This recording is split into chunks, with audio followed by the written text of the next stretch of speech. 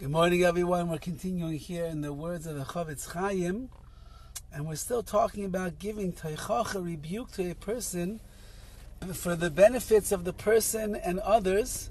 And now he's going to explain what happens if that rebuke is not going to work at all. Let's explain now the third condition that we mentioned above. Like we mentioned over there, before Reuven is allowed to publicize the transgression that Shimon did, he first must go to Shimon and be mechiach him, and he must give him rebuke. Says the CHOFETZ CHAIM, that's only in an ordinary case where Shimon is the kind of a person who's going to accept the rebuke that you're giving him. However, if Reuven knows Shimon, he's the kind of a person that will not really care much for the teichach, the rebuke that he's getting. He's not going to accept the rebuke. Then Reuven is not obligated to admonish Shimon before he publicizes his misdeeds. Rather, when Shimon publicizes this deed, he has to make sure that he relates it in front of three people. The reason is, if Reuven only tells the misdeeds of Shimon in front of one or two people, so then it looks like he's trying to prevent this report about Shimon's wrongdoings from reaching Shimon's ears. So he's trying to keep it a secret. He doesn't want to just wants to speak Lashon Hara. So Reuven is making this impression that he really wants to flatter Shimon to his face, and he wants to deceive him, that he should think, I think very highly of him, I only tell it behind his back. But in private, when he's behind his back, he disgraces him. And then it looks like to the listeners that Reuven is getting pleasure from speaking Lashon Hara about his fellow Jew, about Shimon, because there's no talus, there's no benefit that's involved over here. So it looks like avak Lashon Hara, the dust of Lashon Hara, can't do that. But another reason why he has to relate this information to three people, if he relates Shimon's misdeeds and people come to suspect him of lying, they'll say, it's not true, Shimon never did it, he's making this up by himself. People will say that it's not true, because why didn't Reuven first go to Shimon? So the listeners will be skeptical. Therefore,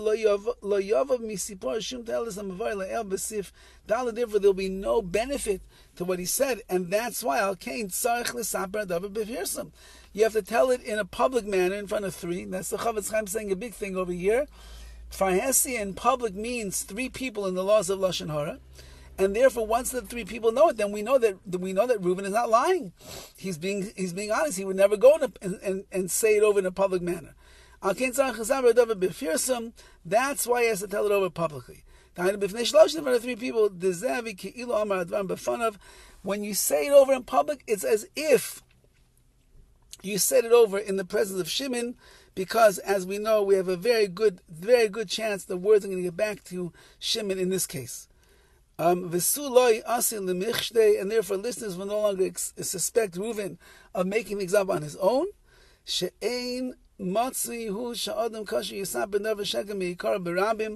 Because it would be very unusual for a decent person like Reuven to tell lies in public just like that. Elamai, it must be that he intended the ta'alis to come out from here, and the ta'alis is other people should know, stay away from Shimon. He does the wrong things, and we got to protect you. And one day, Be'ez Hashem, Shimon will learn from his mistakes, and he will end up doing tshuva as well. Okay, have a wonderful day, and we'll continue Be'ez Hashem. Well, maybe, let's see one little extra piece. Even